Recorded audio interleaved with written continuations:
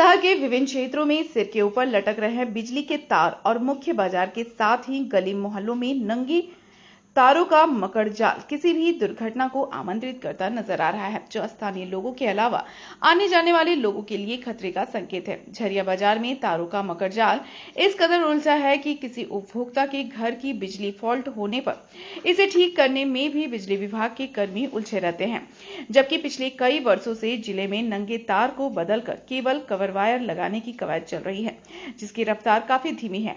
हाल यह है कि हल्की आंधी और बारिश में 2-2 घंटे नहीं बल्कि 10-10 घंटे तक बिजली ठप हो जाती है। झरिया चैम्बर ऑफ कॉमर्स के अध्यक्ष अमित साहू ने कहा कि पोल पर लटक रहा तारों का गुच्छा लगातार शहर का विस्तार हो रहा है और विद्युत पोल पर तारों का मकड़जाल बढ़ता जा रहा है। इससे आज स्थिति यह है कि पूरा शहर तारों के मकड़जाल में उलझा पड़ा है। शहर का हर चौक चौराहा व गली मोहल्ला कोई भी एरिया इससे अछूता नहीं है। शहर के मुख्य बाजार के अलावे झरिया मातृ सदन अस्पताल, बाटा मोड़, गांधी मोहल्ला, धर्मशाला रोड, ऐसा कोई भी इलाका अछूता नहीं है जहां तारों का मकड़जाल नहीं है।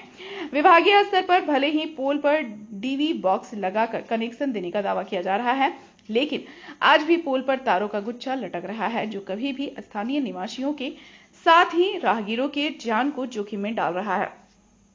झरिया समाज सेवी सुनील तुलसियान का कहना है कि झरिया में जर्जर विद्युत पोल व तार की स्थिति यह है कि हल्की आंधी और बारिश में भी शहर से लेकर गली मोहल्ले तक विद्युत आपूर्ति व्यवस्था ध्वस्त हो जाती है। शनिवार को आंधी और बारिश आई, इसके साथ ही बिजली आपूर्ति भी ठप हो गई।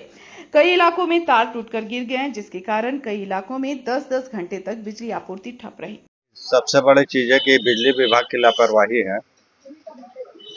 ये बारिश आने के बाद लाइन तो तुरंत ट्रिप कर देता है कि बारिश आ रहा है, बैड वेदर के कारण लाइन काटा जा रहा है और चारों तरफ ये मकड़ जाल बना हुआ है। तार सब पुराना हो गया है, जर्जर अवस्था में सब तार है। उसको विभाग को बदली करना चाहिए ताकि बारिश हो, आंधी तूफान आए तो भी तार डैमेज ना हो, टूटे नहीं। यहाँ जरा सा भी बारिश होता है तो पता चलता है कि तार टूट के गिर गया है, जिसके वजह से लाइन काटा गया है और आए दिन परेशानी का सामना करना पड़ता है और जिससे बहुत बड़ी दुर्घटना होने की संभावना है और दुर्घटना होती भी है कि लाइन चालू है, तार टूट के गिर गया और राहगीर पर तार गिरता है, जिससे नुकसान होता है, लोग मर भी जाते हैं।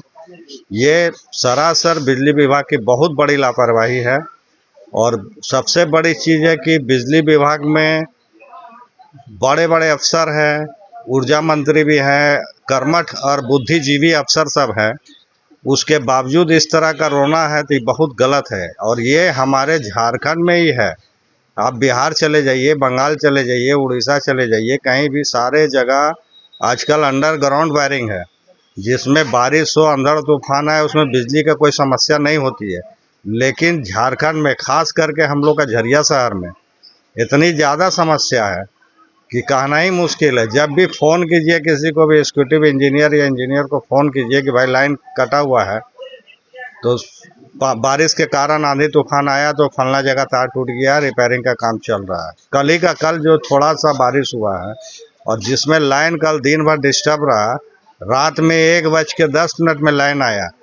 लेकिन सबसे बड़ी चीज़ है कि इस तरह का समस्या का समाधान करना पड़ेगा और बिजली विभाग के जितने भी अधिकारी हैं उनको इसमें ध्यान पूर्वक काम करके कि भविष्य में इस तरह का परेशानी नहीं हो कि बारिश में तार टूटे, गिरे, किसी का नुकसान हो, ये उनको देखना है। और तार जब हम मजबूत लगाएंगे तो क्यों टूटेगा? आंधी या बारिश कुछ भी आएगा उसमें टूटेगा क्यों? कितना भी हवा चलेगा नहीं टूटेगा। 2 दिन पहले लाल बाजार में पोल गिर गया, तो पोल आप कमजोर क्यों लगाते हैं? आप पोल को मजबूत लगाइए। यदि कहीं पे पोल डैमेज है तो आप पोल को चेंज कीजिए, लेकिन वो लोग देखते नहीं है, जिसके कारण इस तरह का हादसा होता है। मैं अमित साहू दीपू, अध्यक्ष Jharia chamber of commerce. Chamber से आप जुड़े हुए हैं, इस पहले भी बिजली को लेकर कई आवाज उठाए, उसके बाद क्या हुआ? हम लोग देखिए बराबर इस तरह का आवाज़ उठाते हैं। बिजली का समस्या होती है, हम लोग आवाज़ उठाते हैं, आंदोलन करते हैं हम लोग। स्विच खराब रहती है, स्विच का भी मांग किए हम लोग, तो स्विच तो लग गया है। और बराबर हम लोग ये सब आगाह करते हैं कि देखिए यहाँ पे ये प्रॉब्लम है, उसको दुरुस्त कीजिए। और बिजली विभाग सुनते हैं और करते नहीं है। पिछले